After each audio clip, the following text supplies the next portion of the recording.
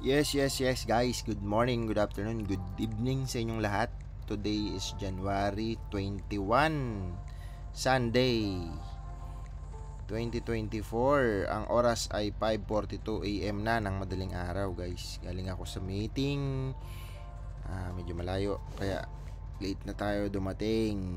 Okay, alright. So, bahala kayo dyan. Stick lang tayo, guys. Tapusin na natin ang ating ritual. Okay, alright.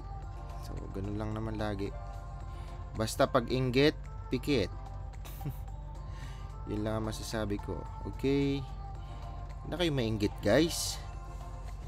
Alam ko naman na yung pinanood yung video, inip na inip kayo dahil mahaba kung ano-anong pinagsasabi ko. Andiyan, ang dami ko naman pinagsasabi dyan sa video. Sa aking video. Nood lang kayo dyan para may matutunan kayo sa mga buhay-buhay. Nasa sa inyo naman yun, kaya accept nyo hindi. Pag hindi, ignore nyo lang. Ganun lang naman yung kasimple. Wala naman tayong pilitan. Tsaka choice nyo yan, buhay nyo yan. Sabi ko nga lagi, walang ibang magkukumbinsi sa'yo kundi sarili mo, guys. Okay? Asa na ba tayo? Yes. Okay. Punta tayo sa mga galawan sa crypto. Ano ba mga tumaas? Check natin. So meron ngayon 96 trillion ang market cap ng crypto. Okay. Refresh lang natin. To, check natin.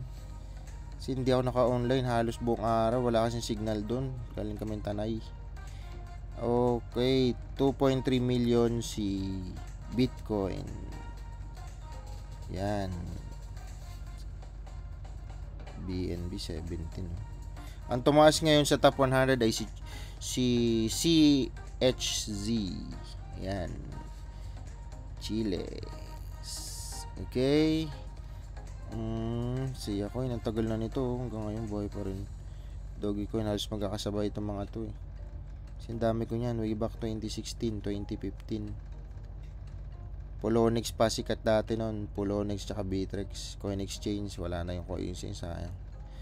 Nagsarado na yung exchanger na yon. Okay. Ang top search naman, check natin. Ito, syempre, ito. Trending pa rin to, no? Hindi ako nakabili dito eh.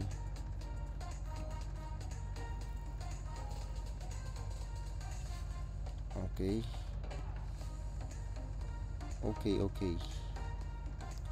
So, max niya 13,000. Okay. And ito guys, makakatulong sa inyo yan ha. Ano ba mga news ngayon? Cointelegraph, ito si Venture Fund ay recovery. Okay. Yan, bahala na kayo magbasa. Matutulog na kasi ako pero ginawan ko muna ng video para hindi magpatong ba. At least may nagagawa ko araw-araw kasi nakakumit ako, parang ganun. So, ulitin natin, ang pag-stay ko po dito sa AXS ay sobrang tagal na, 1 taon na mahigit. Makikita nyo naman na yun yung wallet ko. Gusto ko na palitan yan para hindi nyo na matrace. So, ayun. Pero yung video ko ngayon, pang 81 pa lang siya. So, parang magti 3 months. So, parang hindi ako nakapag-record sa loob ng mahigit 8 months. Kulang. Hindi lang. 9 months. So, kasi lagpas na 1 year eh. Mahigit. Kaya, kumbaga, sabi ko nga, instead na stick lang ako araw-araw, i-record ko na lang para may makita ako 3 to 5 years from now. So, basa na tayo ng mga komento ng ating mga subscriber. Check natin kung may mga matitinong comment. Ito 4 hours ago. Parang nabasa ko to kanina eh. Ayan, tinuruan tayo nito eh.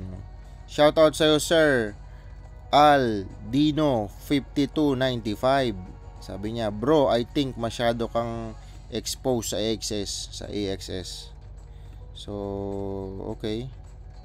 Ano ba maging comment natin dito? Wala masyadong galaw ang AXS in the past year, bro. Okay. So, malupit ito si Sir. Tinuturuan tayo. If nakasungkit ka ng low na $4. Ngayon, it's 800% up ka lang. Much better yung RON token. If makasungkit ka sa low na 0.02, talagang ang dami mong sinabi, sir. 0.2 na siya ngayon, which is 1,100% up ka na. Kaya kahit yung 3 months ago lang 0.4 na sungkit mo, nabubobo ako, parang nawawala ako sa mga tinuturuan kasi ako. Up ka na ng 550% ngayon. Masyadong malayo ang excess. Go to RON token. Okay sir, sige. Mag-RON token ka sir. Choice mo yan eh. Choice ko kasi yung AXS. So, okay. Andyan, marami akong video sir. Panoorin mo na lang lahat para ma-inspired ka na lang. So, shoutout pa rin sa'yo. And wala, AXS gusto ko eh. Choice ko yun. May paliwanag naman ako dyan sa mga video ko. Panoorin mo na lang sir. Okay, si Sir Neil, present ito. Laging present ito si Sir. Shoutout sa'yo sir ha. Okay, si Spark EdLife 14. Tanong ko lang sir, paano magiging diskarte mo sa pag-cash out niyan kung sakaling gusto mo nang ilabas ang crypto? Ando na rin, may mga video na ako nito. May mga nag-comment na kasi nito, binasa ko na to.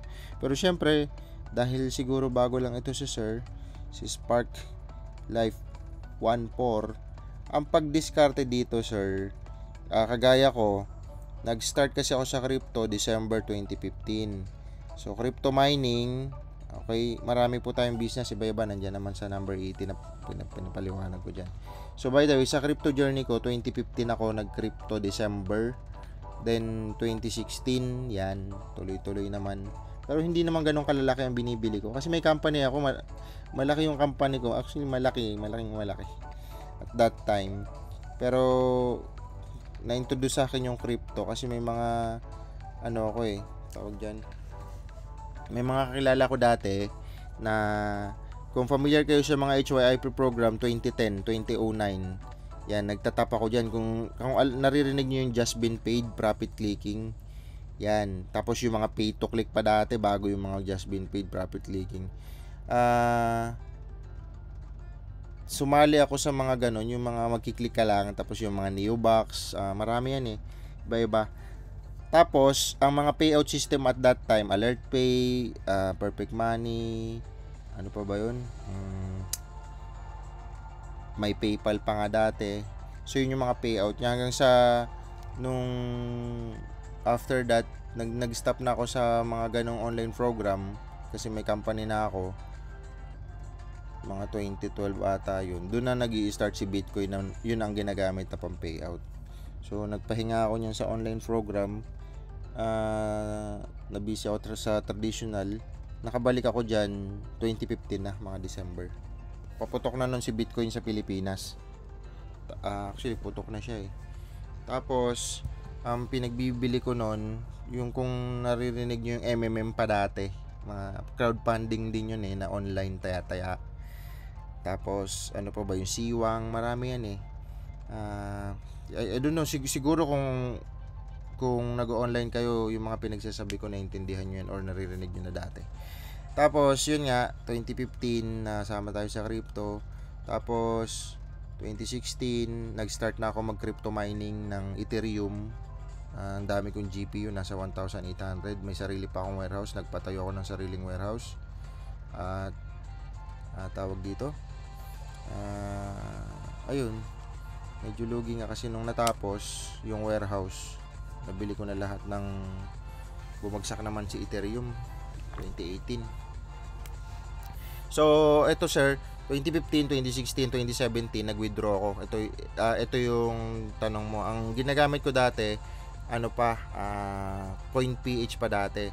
So ang wini-withdraw ko, kung madadaan sa'yo o napadaan ka, may nakita kang Dodge Challenger Hellcat na may cryptocurrency sa likod, akin yun. 2017 ko pa yun nabili. So nabili ko yun, nasa 7 million mahigit. Ngayon yung hanggang ngayon nasa akin pa rin siya. Ayoko siyang i-let go kasi parang ano ko siya, parang remembrance ko sa crypto. Parang ganun. So, ang pag-withdraw ko nun, sir, CoinPH. So, Ethereum yon, kinonvert ko sa Bitcoin at that time.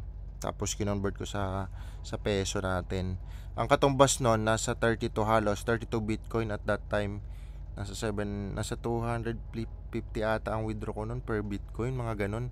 Tapos, ang withdrawal ko nun, sir, CoinPH lang. Sa CoinPH kasi, di ba pwede iba-iba namang bangko. So, mga tagta 300,000 lang, mga ganun, 200. Ang isa na buo yung 7.5. So, ulitin ko, sir, ha, hindi ko, kinikwento ko lang po yun, ha. Hindi ko sinasabi, piniplex o pinagyayabang ko sa inyo yun. Yun lang. So, kumbaga, ang diskarte, sir, pwede ka mag-withdraw kung maliliitan lang, at least 300, mga ganun. Kung hindi mo naman kailangan ng sobrang laking pera na bultuhan. Ngayon, ang isa pang diskarte dyan, pag whales kasi, kagaya ngayon, ang dami naman nating kakilalang whales. Yung mga nakikita nyo asset dito, katiting lang yan ng mga nakikilala ko, mga kasama ko sa sports car club ng mga whales. Sobrang lalaki, grabe, as in, ang lalaki. Pati sa mga GC namin, sa Discord namin, ang lalaki ng ano nila. So, parang katiting. Ako nga lang nagbibideo-video ng ganito. Pero hindi ko naman kailangan pag mayabang o reflex. Ma-inspired na lang kayo, guys. Okay? So, pag mga whales naman, mga bultuhan talaga, guys. May mga contact din tayo dyan. So, kagaya nung isa nating whales na kakilala, yung taga Isabela, nag-withdraw lang siya ngayon, 17 million. So, bultuhan yun.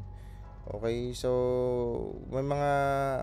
Basta, ayoko naman ikwento kasi siyempre for security purposes yun. Basta may mga ganyan, sir. Kung may mga ganyan kang amount na sobrang malalaki, makakahanap ka rin yan sigurado. PM ka lang kung anong pwedeng, kung medyo malaki talaga yan. Pero, bahala lang sa oras yun. Pero, kung hindi mo naman kailangan ng bulto agad na pera, sa P2P ka na lang ng Binance, maliliit lang naman. At least 300, 400. Mabubuo pa rin yan sa isang buwan, ang laki pa rin nun. Okay, sa alright, at least nasagot natin kay Sir Spark Life 14. Okay, kay Ironheart 2889, ito isa sa mga matatagal nating subscriber. Present, sir, present. Restake lang daily, 0.06 Axie AXS daily her. Target price 100. Okay. Ito actually naano ko na to kahapon. Parang nabasa ko na nga yan. So, ayun lang. Ito lang yung comment natin. Ito si sir, lupit nito mag-comment. Grabe, tinuruan pa tayo. Siguro tagal na nito sa crypto. Mga isang araw pa lang. Isang linggo, isang buwan. Sir, 2015 pa ako sa crypto. I know that naman. So, hindi naman kasi lahat, sir, ng tatayan mo sa crypto, talagang matsatsambahan mo na. No? Kaya nga, bawat crypto, iba-ibang use case niyan. Iba-ibang category na meron dyan. May layer 1, may layer 2, may NFT game, may metaverse, may NFT lang na picture. Nasa sa'yo yun. May gambling, iba-ibang kategorya yan. So, may matsatsambahan mo talaga, sir, sa crypto na isang araw lang, lalo na pag bull market, isang araw lang, times 10 ka, times 20 ka. So, na-experience ko na kasi yan, dati-dati pa. Kaya, wala sa NFT game kasi, sa NFT games, mas bilib ako kay AXS.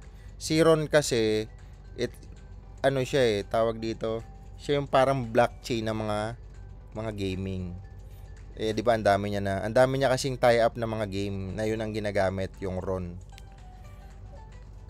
Kaya, yun, siguro tumaas siya ng todo. Pero, si Ron kasi, bago yung pinanganak, si AXS muna.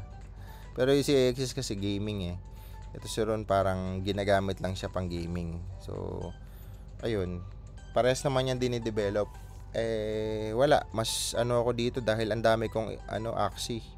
At that time, nung nagpa-scholar ako sa Axie way back 2021.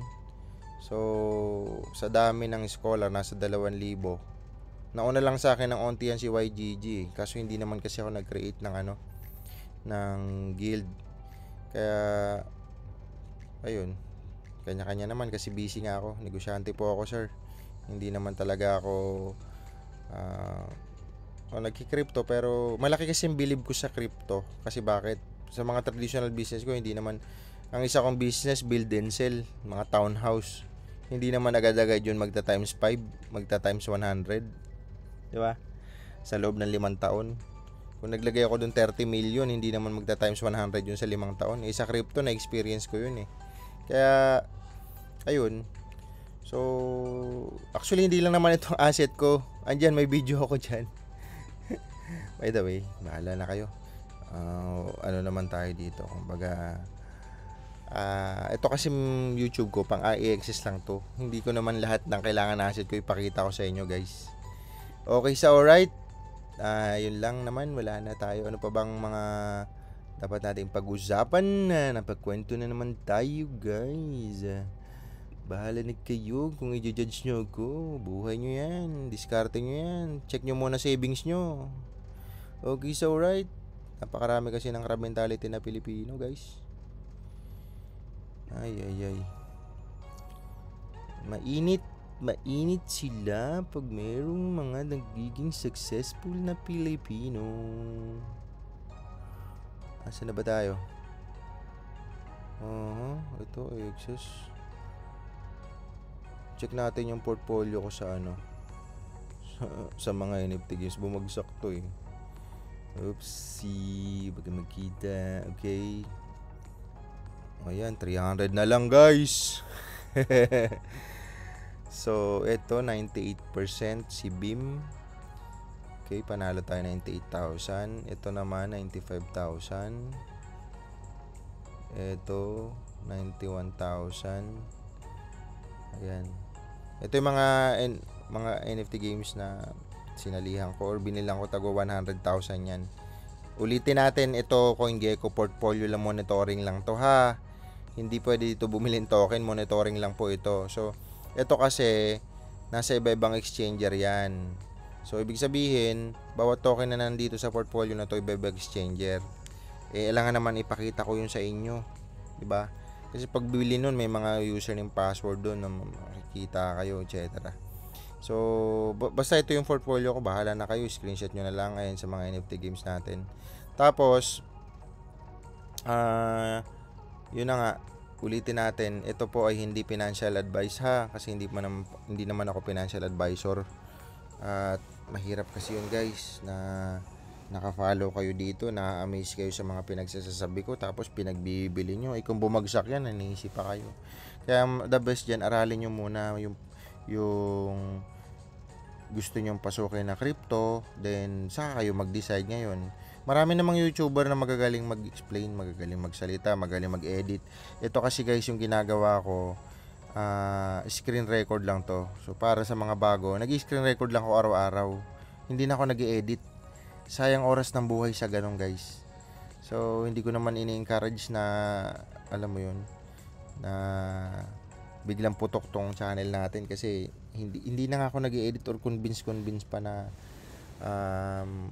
para sa channel. Kumbaga magpe-prepare pa ako ng todo, kasi ang dami ko pong business. Kaya pag may extra pera, may extrang time lang talaga ako, kaya record lang ganyan, tapos upload na agad. Yun, tapos bukas ulit upload agad. Pero syempre hindi ko naman rin kayo masisi, kasi nga yung aking video, pansinin nyo yung mga video ko sa YouTube, ayun lang naman ang title, halos pare-parehas. Pero pag pinasok mo yung loob niya, ang dami kong pinagsasabi. Itong mga nandito, yung tanong na to, nasagot ko na yan. Ito, nasagot ko na rin yan. Kaya, ayun nga lang, kasi nga, very basic nga lang yung ginagawa kong edit. Wala nang edit. Screen record and post na agad. Okay, sa alright, magandang umagat, gabi, tanghali sa inyo ngayon. Kung anong oras man ito napapanood, January 21 na ngayon, guys, Sunday. At, syempre, dun sa mga naniniwala sa Diyos, siyempre yung iba Sunday, 'di ba, para sa Diyos. So, ilan nyo ang inyong oras para sa Kanya. Hindi lang naman tayo puro pagpapayaman, siyempre.